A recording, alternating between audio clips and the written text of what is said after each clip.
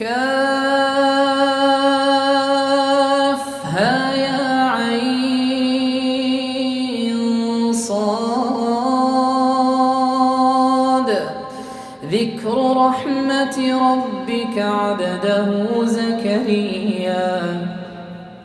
إذ نادى ربه نداء خفيا قال رب إني وهن العظم مني واشتعل الرأس شيبا ولم أكن بدعائك رب شقيا وإني خفت الموالي من ورائي وكانت امرأتي عاقرا فهب لي من لدنك وليا يرثني ويرث من آل يعقوب واجعله رب رضيا يا زكريا إنا نبشرك بغلام اسمه يحيى لم نجعل له من قبل سميا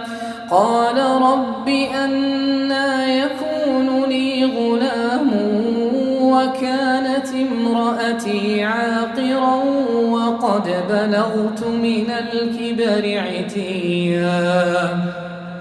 قال كذلك قال ربك هو علي هين وقد خلقتك من قبل ولم تك شيئا قال رب اجعل لي آية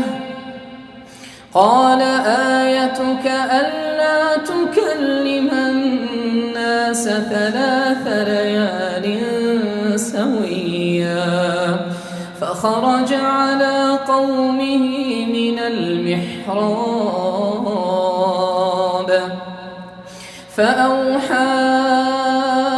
إليهم أن سبحوا بكرة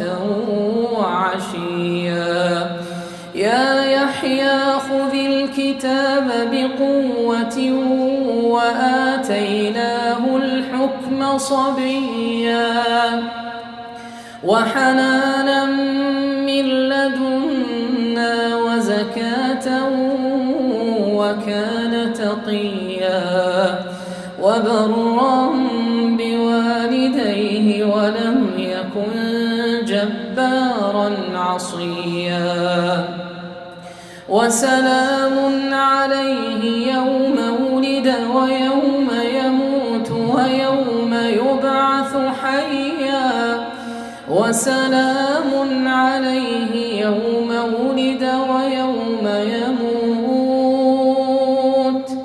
ويوم يبعث حيا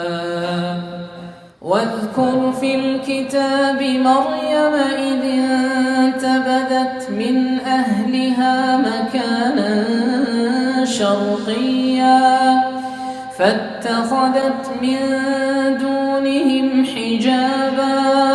فأرسلنا إليها روحنا فتمثل لها بشرا سويا قالت إني أعوذ بالرحمن منك إن كنت تقيا قال إنما أنا رسول ربك لأهب لك غلاما زكيا قالت أنى يكون لي غلام ولم يمسسني بشر ولم أك بغيا